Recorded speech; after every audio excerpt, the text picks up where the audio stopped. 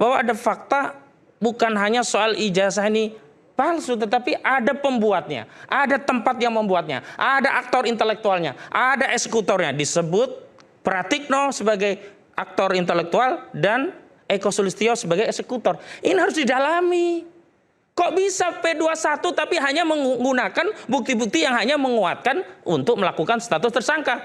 Padahal jika seluruh fakta itu secara fair diperiksa, kesimpulan bisa lain. Oh, ternyata bukan hanya ini palsu, ada yang memproduksi. Oh, ternyata ada hubungannya karena ada Pratikno. Kan ini. Maka menurut saya yang menjadi soal hari ini jaksa itu gampang ragu karena memang dia harus prudent. Ada satu ungkapan, atau boleh sajalah anggap saja ini adagium, yang menyatakan kalau kita tidak mendapatkan keadilan dalam prosesnya, maka bagaimana mungkin kita akan mendapatkan keadilan dari putusannya. Kita masih ingat sengketa baju zirah Imam Ali dengan seorang Yahudi. Apa yang menyebabkan vonis Qadhi Shureh menyatakan bahwa baju zirah itu milik Yahudi, padahal jelas itu milik Imam Ali. Karena saksi yang diajukan oleh Imam Ali adalah Hasan Hussein yang notabene putranya, yang dalam konteks al-ahkamu bayyinah, hukum pembuktian dalam Islam, hukum acara dalam Islam, orang yang masih punya hubungan darah itu tidak bernilai untuk menjadi saksi. Dan kita pun sama. Apa poin dari kisah tersebut?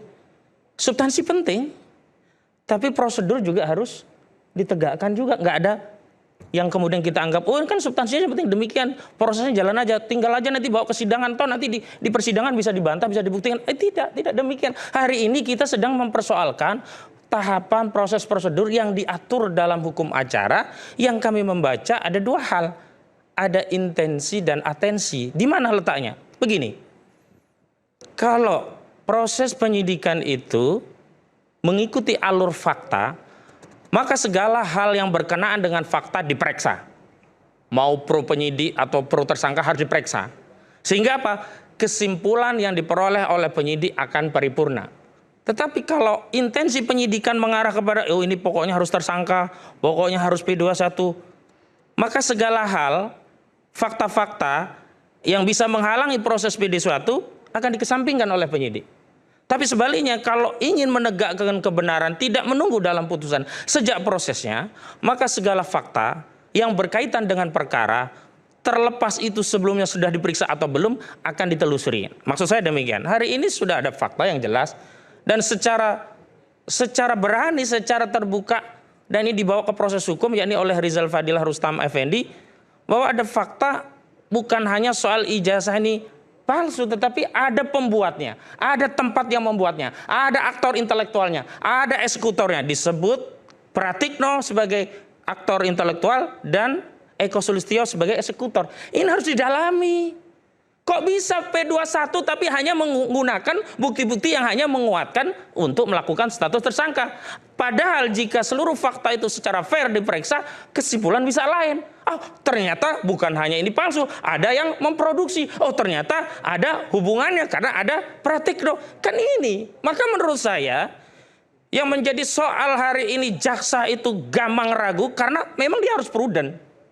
Dan memang yang membuat dia prudent bukannya soal tadi yang restoratif justice tadi, yang sebenarnya ya secara implisit Saudara Joko Widodo ini menghentikan kasus ini dengan memberikan perdamaian kepada beberapa tersangka. Karena memang perspektif yang berbeda adalah bahwa rekan sejawat saya Bung Rifai Kusumanegara melihat ada objek dan subjek yang berbeda-beda sehingga tidak serta-merta ketika sebagian itu di restoratif yang lainnya selesai. Sementara kami meyakini meskipun ada objek, subjek dan lokus tempus berbeda, tetapi tetap dalam satu rangkaian LP yang jelas saat itu 5 orang itu satu kesatuan laporan.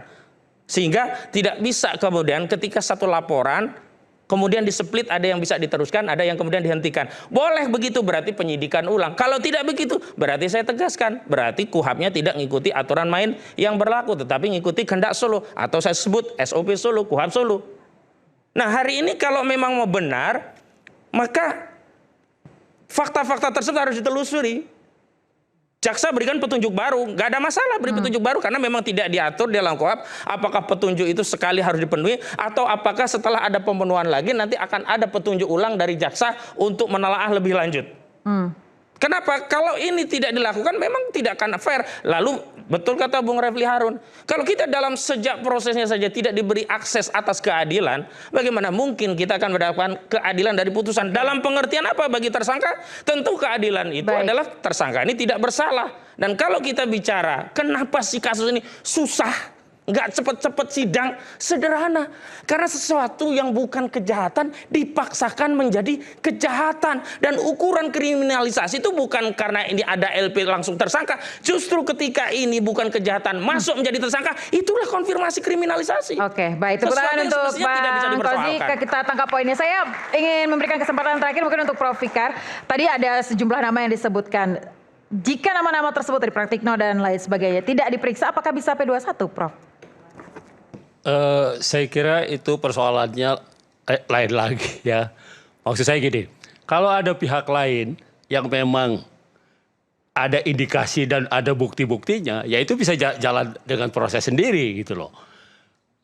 Tidak perlu juga menyangkut pautkan dengan yang sudah jalan gitu. Artinya apa? Artinya kalau kan gini, baik kasus yang ini maupun boleh didekatkan lagi mic-nya. Ya, baik kasus yang ini maupun kasus yang nama-nama tadi disebut ya. Sebenarnya pembuktian pertamanya adalah apakah ada tidak ijazah yang palsu atau tidak palsu itu. Itu kan itu sebenarnya. Kalau itu tadi, kalau ada ijazah palsunya, maka pencemarannya tidak terbukti. Kan begitu kan? Logikanya kan seperti itu. Nah, sekarang kalau memang ada bisa dibuktikan ada ijazah palsunya, ya maka nama-nama yang disebut tadi ya bisa juga ditarik gitu. Tetapi kalau tidak terbukti gitu ya, ya artinya ya nggak ada bukti untuk menarik mereka juga gitu loh. Saya kira begitu. Oke, Mbak Refli, ada tanggapan dari Anda terkait dengan? Saya sedikit saja. Justru disitulah ada intensi. Berarti memang intensinya hanya mengarahkan ini status tersangka, ini P21. Tanpa mempedulikan memang ada fakta baru yang sebenarnya kalau diperiksa berarti bisa mendelegitimasi proses itu. Lalu kalau sudah ada intensi dan atensi mengarah kepada sana, ya saya mau bilang apa? Mau kita pra-peradilan kalau sudah ada intensi, nggak guna itu pra-peradilan. Lalu kita berarti ini seolah-olah dipaksakan ya? Laporkan saja kepada seluruh rakyat, beginilah hukum di negara kita, beginilah keadaannya, maka saya adukan ini semuanya kepada seluruh rakyat Indonesia. Oke, baik. Berarti, oke, silakan Mbak Refli. Iya, begini. Sebenarnya apa yang kita katakan sebagai saksi kejadian dan lain sebagainya itu sudah muncul, bukan belakangan ini saja. Nama-nama yang tadi disebutkan rekan Husainuddin itu sudah ada, ditambah lagi Pak Kasmujo misalnya. Tapi apakah kemudian penyidik mau memeriksa mereka? Kan tidak.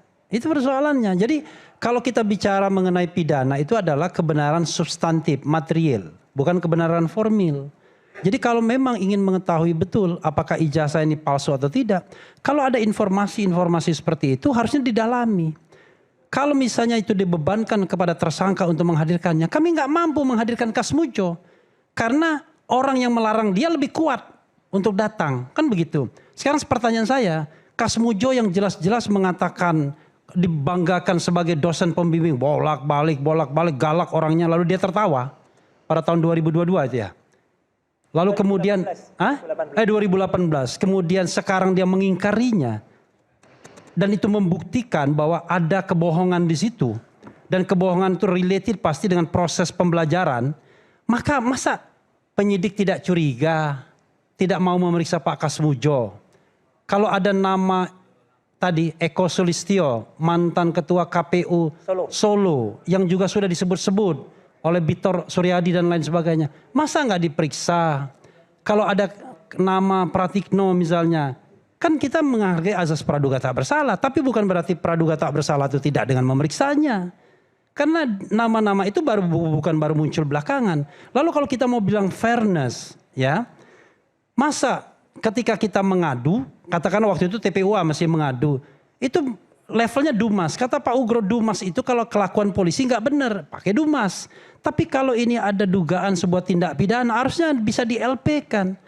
Tetapi itu pun tidak diproses. Ujuk-ujuk dalam proses yang nggak jelas itu katanya penyelidikan, tapi nggak jelas tiba-tiba dihentikan kasusnya. Padahal begitu banyak fakta dan data untuk dikaitkan dengan adanya ijazah palsu tersebut.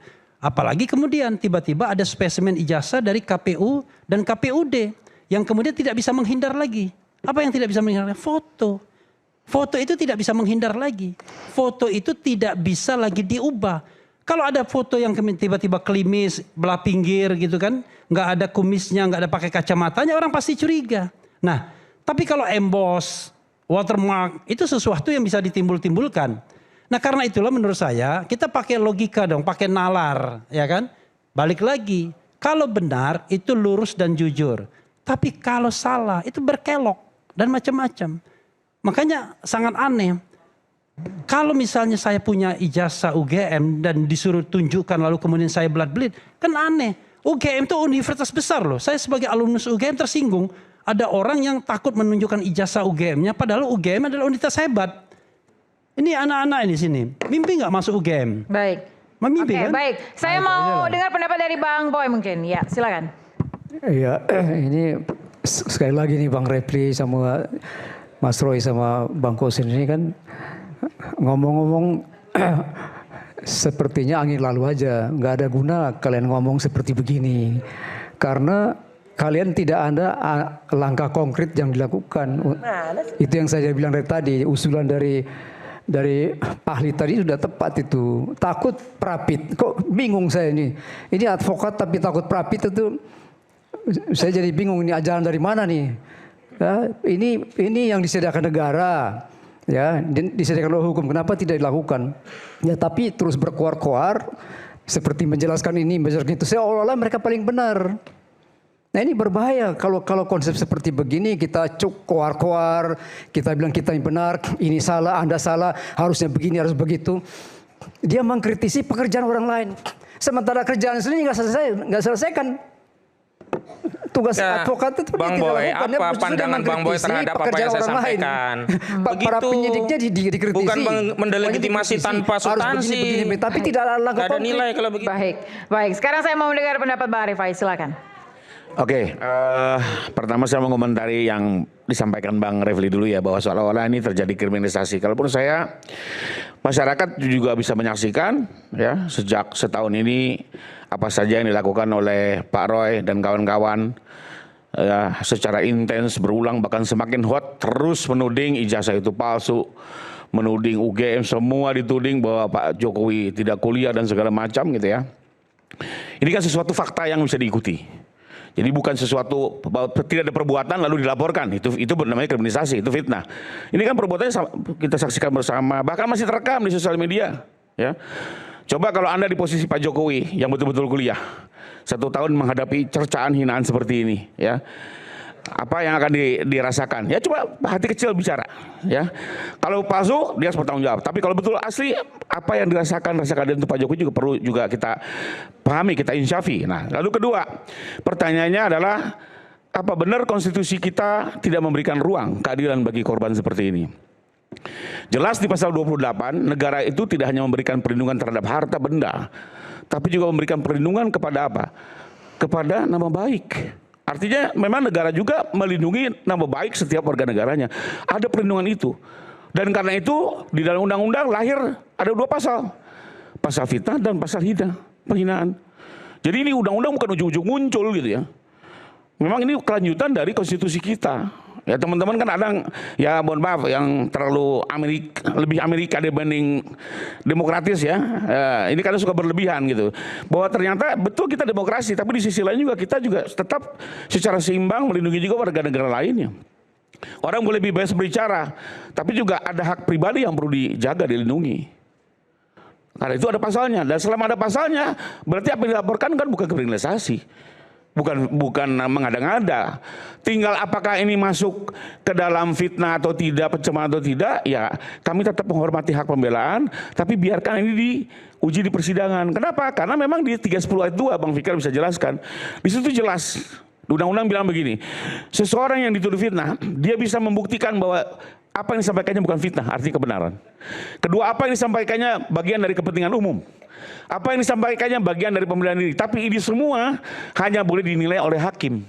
Itu kata di ayat 2-nya. Bukan oleh penyidik, bukan oleh jaksa. Jadi kembali lagi, larinya ke persidangan ini adalah mekanisme yang memang sudah diatur di dalam undang-undang itu sendiri. Jadi bukannya kami mau ngotot harus sidang atau apa, tapi memang mekanisme seperti ini. Lalu tadi disampaikan bahwa seolah-olah ada kekuatan tertentu, bahwa ya saya tidak mengingkari bahwa betul di sini ada kekuatan politik lah ya. Pak Jokowi juga pernah menyampaikan ke saya, sekalipun itu bukan bidang saya nggak mau terlalu mendalami. Tapi sependek sepengetahuan saya, dalam konteks tarik-menarik politik seperti ini, maka harusnya jalan keluarnya adalah yang ideal sebagai negara hukum tetap diajukan ke persidangan. Ya, nanti keputusannya apapun itu bisa diambil langkah-langkah politik. Contoh, bagaimana Pak Prabowo juga membiarkan kasus Tom Lembong, kasus Pak Hasto, itu sama yang kemarin juga. Biarkan berlanjut dulu, putusannya seperti apa, bahwa nantinya mau diampuni, mau dilepaskan, itu ada hak prerogatif. Tapi biarkan pembelajaran publik juga, dan publik juga pengen tahu kan, gimana sih cerita ijazah ini? Apa benar dipalsukan? Apa betul Pak Jokowi sebegitunya sampai memalsukan? Ini kan harus dijawab juga. Ya, ada juga nama baik tidak hanya Pak Jokowi dan keluarganya juga, termasuk berbagai institusi yang selama ini dituduh. Jadi menurut saya biarkan ini ke sidang. Satu lagi, terlepas dari ada hak prerogatif presiden misalnya yang mau diintervensi, masih ada kesempatan RG.